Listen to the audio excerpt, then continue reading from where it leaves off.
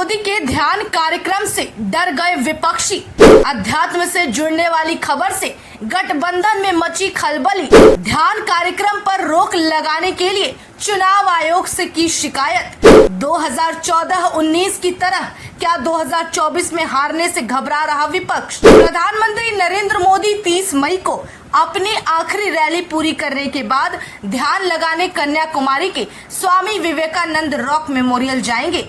लेकिन अब पीएम मोदी के निजी कार्यक्रमों से भी विपक्ष को तकलीफ होने लगी है और विपक्ष अब चुनाव आचार संहिता का हवाला देकर पीएम मोदी के इस कार्यक्रम को खराब करना या यूं कहे कि रंग में भंग डालने का काम कर रही है।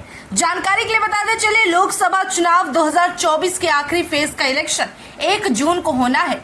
वहीं 48 घंटे पहले आचार संहिता के अनुसार चुनाव आयोग के निर्देशों पर सभी चुनावी रैलियां या फिर चुनावी जनसभा को रोक दिया जाता है। लेकिन इसका मतलब ये नहीं कि कोई भी नेता या किसी भी पद पर कार्यरत मंत्री अपने निजी कामों को नहीं कर सकेंगे। पीएम मोदी कन्याकुमारी के समुद्र में मौजूद उस चट्टान पर ध्यान लगाना चाहते हैं, लेकिन उस ध्यान को भंग करने का काम लगातार विपक्ष कर रहा है और चुनाव आयोग से इसकी शिकायत लगाते दिख रहा है।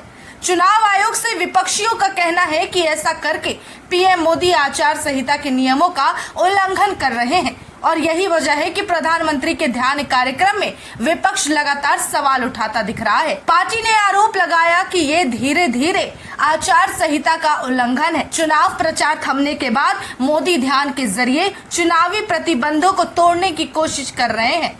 बात कर ले कानून क्या कहता है, तो कानून के अनुसार 48 घंटे पहले से साइलेंस पीरियड शुरू हो जाता है और मतदान समाप्त होने तक लागू रहता है।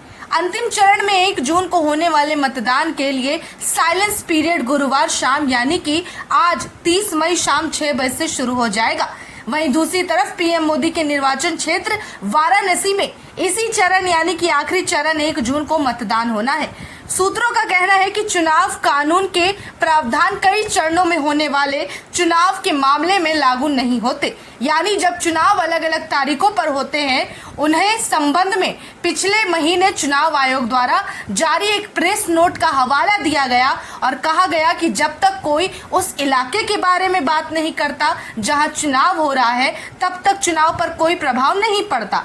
प्रधानमंत्री वहां पर ध्यान लगाने और मौन साधने जा रहे हैं, ना कि चुनाव प्रचार के लिए, इसलिए उनके इस कार्यक्रम पर रोक नहीं लगाई जा सकेगी। दूसरी तरफ बात कर ले अगर उस ध्यान कार्यक्रम की, तो बता दें कन्याकुमारी के प्रसिद्ध विवेकानंद रॉक मेमोरियल में 2 दिन पीएम मोदी ध्यान लगाएंगे। उनके प्रवास के लिए सुरक्षा के कड़े इंतजाम किए गए हैं।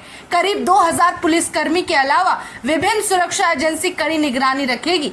वहीं अब कांग्रेस और कांग्रेस के अलावा तृणमूल कांग्रेस की मुखिया ममता बनर्जी को काफी तकलीफ हो गई है और सीधे सीधे उन्होंने कह दिया कि हम चुनाव आयोग से इस बात की शिकायत करेंगे और ऐतराज जताएंगे क्योंकि हम पीएम मोदी के इस कार्यक्रम से पूरी तरह नाखुश हैं।